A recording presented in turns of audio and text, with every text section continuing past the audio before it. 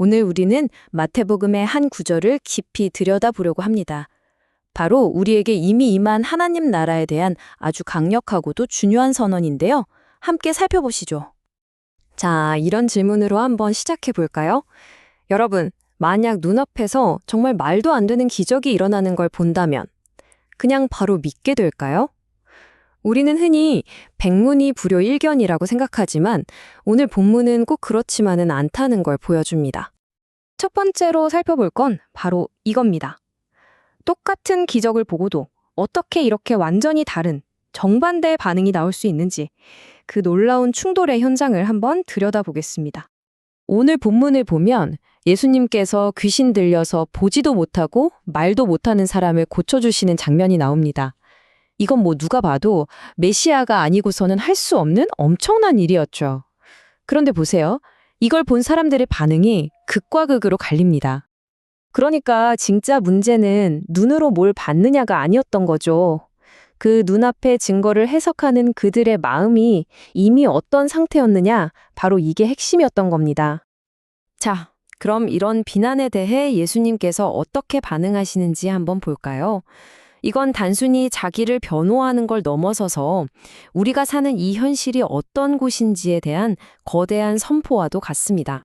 바로 이 말씀입니다. 예수님께서는 이렇게 선포하십니다. 내가 하나님의 성령을 힘입어 귀신을 쫓아내는 것이면 하나님의 나라가 이미 너희에게 임했다. 와, 이건 정말 엄청난 말씀이죠. 하나님의 나라가 저 멀리 미래에 있는 게 아니라 바로 지금 내 사역을 통해 이 세상 속으로 뚫고 들어왔다는 선언이니까요. 성경이 말하는 하나님 나라는 그냥 좋은 개념 같은 게 아니에요. 어둠의 세력에 맞서 싸우고 그들을 제압하고 묶여있는 사람들을 자유롭게 하는 아주 역동적인 실체입니다. 마치 오늘날 우리를 꽁꽁 묶어두는 어떤 절망이나 중독 같은 것들로부터 우리를 풀어주는 강력한 힘처럼 말이죠. 자, 여기서 예수님께서는 아주 중요한 점을 짚어주십니다. 뭐냐면 이 싸움에서 나는 그냥 구경만 할래요 하는 게 불가능하다는 거예요. 옆에서 팔짱 끼고 있을 수가 없다는 거죠. 성경은 아주 분명하게 말합니다.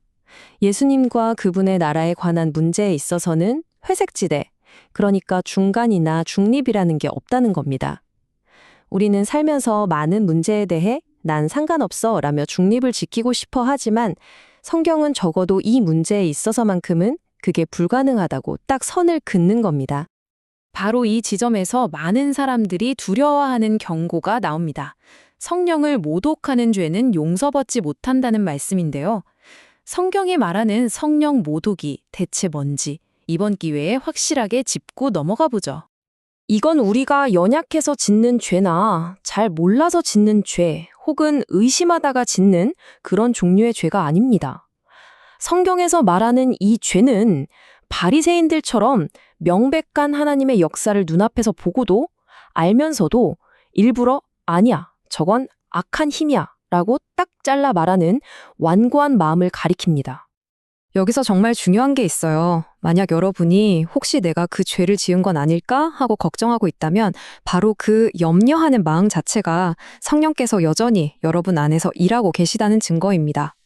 그러니까 이 경고는 누군가를 겁주려는 최종 선고가 아니라 어서 돌이키라는 회개로의 초대인 셈이죠. 자, 그럼 우리가 마음속으로 어느 편에 속해 있는지가 과연 어떻게 겉으로 드러날까요? 그 증거를 한번 찾아보겠습니다. 예수님께서는 아주 간단한 비유를 드십니다. 나무를 알려면 뭘 보면 되죠? 맞습니다. 바로 열매죠. 사과나무에서는 사과가 열리고 감나무에서는 감이 열리는 것처럼 아주 단순한 진리입니다. 그리고 그 비유를 곧바로 우리에게 적용하십니다. 우리의 말은 그냥 우연히 툭툭 튀어나오는 게 아니라는 거죠. 우리 마음속에 가득 차 있는 것이 결국 입을 통해 흘러나온다는 겁니다.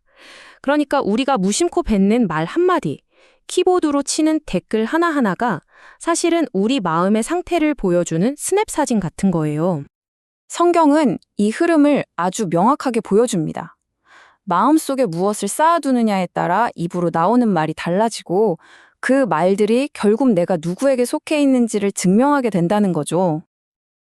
그러니까 핵심은 이거예요. 마지막 심판의 날, 우리의 말이 우리 믿음이 진짜인지 가짜인지를 판가름하는 결정적인 증거로 제출된다는 겁니다. 어떻게 보면 좀 무섭게 들릴 수도 있지만 그만큼 우리의 일상적인 언어가 우리의 영원한 운명을 결정하는 중요한 열쇠가 된다는 뜻이겠죠. 이 모든 이야기는 결국 오늘을 사는 우리 각자에게 하나의 도전으로 다가옵니다. 나는 과연 어떤 결정을 내릴 것인가 하는 문제죠. 정리해볼까요? 성경은 하나님의 나라가 이미 이 땅에 왔다고 선포합니다. 그리고 이 나라 앞에서 우리는 반드시 어느 한쪽을 선택해야만 하죠. 그리고 우리가 매일 하는 말들이 바로 그 선택에 대한 살아있는 증거가 되는 겁니다. 하지만 꼭 기억하세요. 이 메시지의 결론은 우리를 정죄하려는 게 아닙니다. 오히려 초대라고 할 수 있죠. 왕이신 그분은 잘못을 뉘우치고 돌아오는 모든 사람을 정말 기쁘게 두 팔 벌려 환영하십니다. 자, 이걸로 오늘 이야기를 마무리하려고 합니다. 하루를 살아가면서 가정에서 또 직장에서 혹은 온라인 공간에서 여러분의 말은 여러분이 과연 어느 나라의 백성인지를 증언하고 있나요?